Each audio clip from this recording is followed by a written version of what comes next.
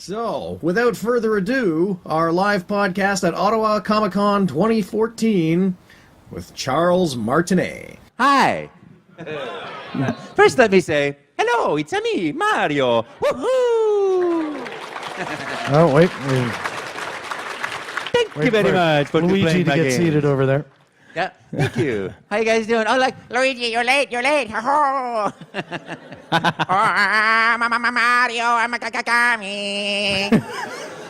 Oh, have a rotten day. Man, nobody talks about me. Oh, mamma mia. Oh, let's go. Yahoo! Hi, I'm Charles Martinet.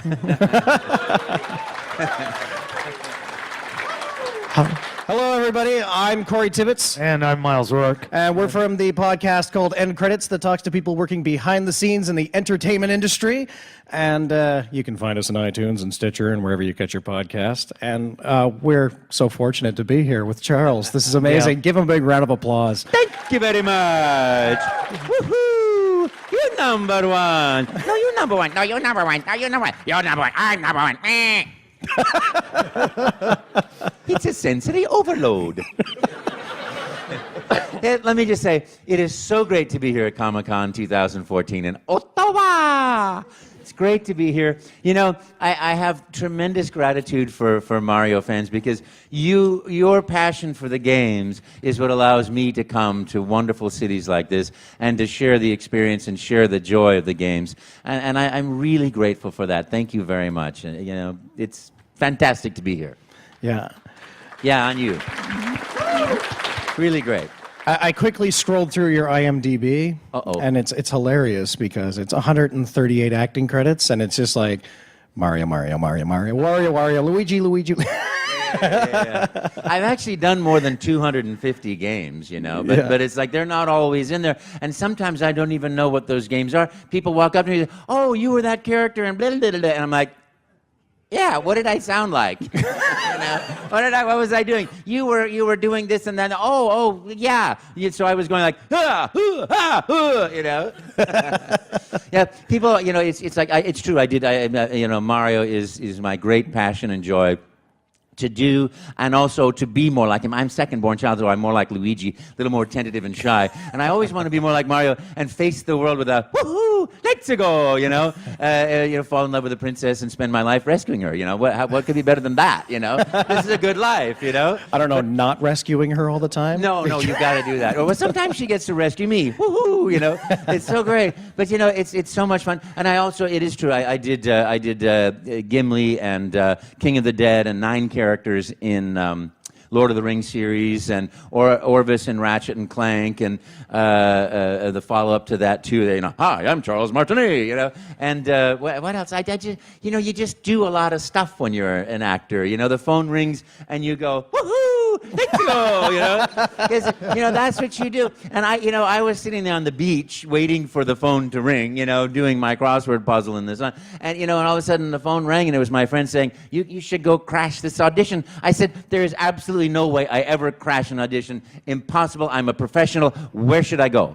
And I have no idea why, but I went and I crashed his audition. And I walk in the door. Of course, I was late. I'm walking in. The camera's walking out with the producer. I said, hi, can I read for this? And he goes, oh.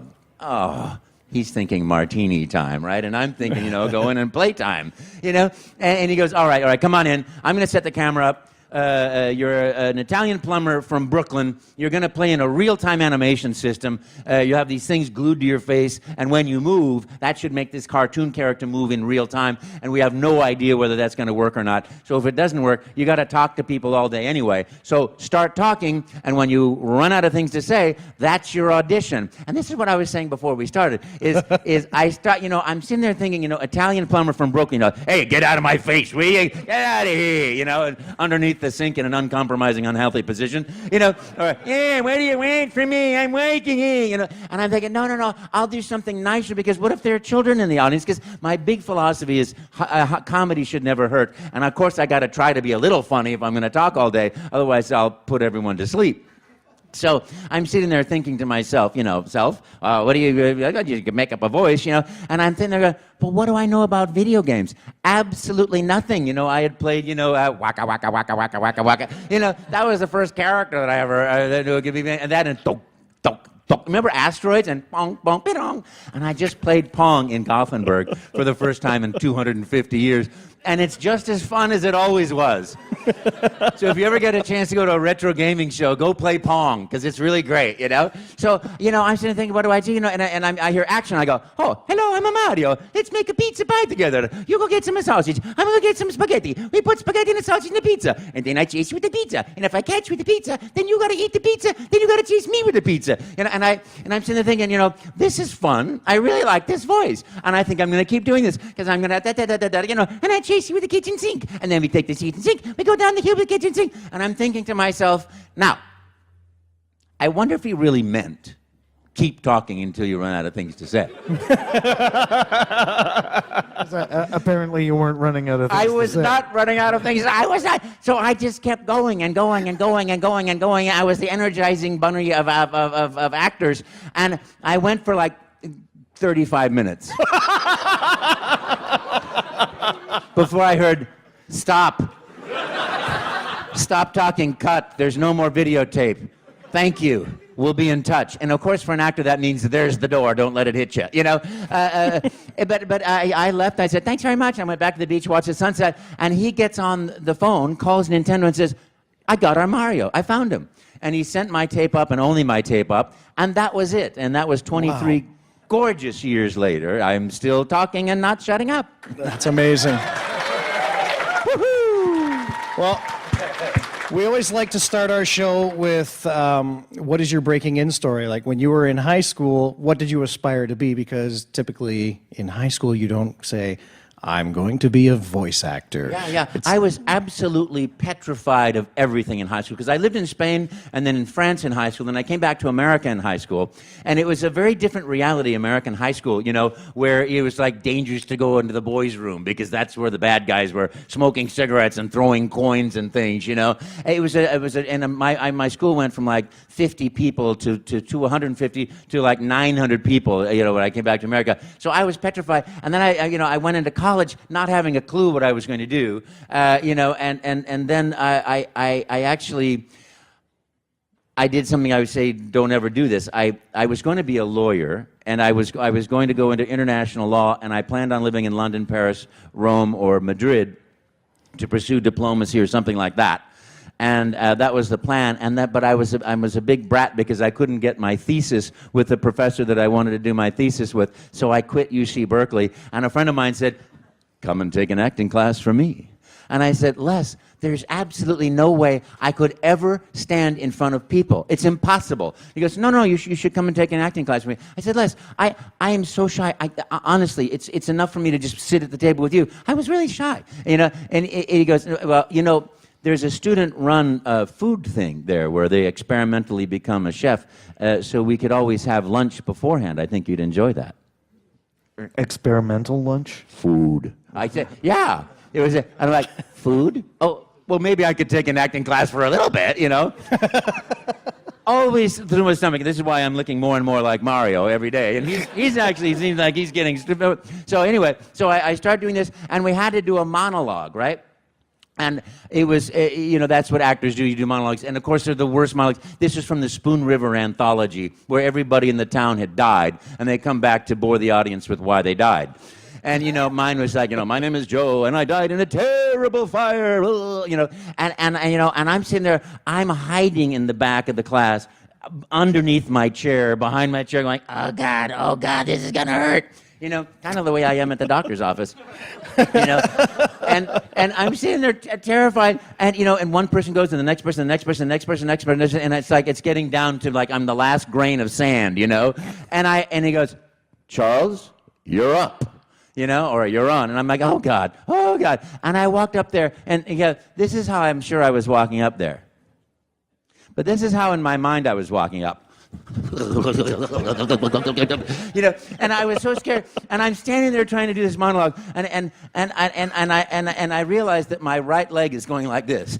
You know, and I'm like, oh gosh, my right leg is going like this. So I put my weight on it like that, and then the left leg is going like this. And I'm like, okay, spread your legs a little bit apart and put your weight evenly. And I'm doing this, and meanwhile I'm going, I died a horrible death, and I'm convinced that they're going the whole time. And I'm like this, and I finish my monologue, and I'm like, I can't believe I didn't die, you know? And everybody applauded, and they said, you know what's amazing? You're the only person that wasn't nervous. And I'm like, what? You know? And that made me enough courage to do it again, and again and again and again. And then what made me not shy is I auditioned for the school play, Oberon in A Midsummer Night's Dream. And I was sure, because in college you all watch each other audition. I was positive that I was the best because I watched everybody else. And I walked out of there going, wow, I really did well. And I called Les, and he goes, don't give yourself too much credit until you know what the casting is on the board. And I said, no, Les, I really got this. And I went and I looked at the casting board, and I'm like, Oberon, not me. King of the Fairies, bottom, somebody, sports, got a lamb sitting in the... Nothing. I got nothing. And that is why I'm an actor today.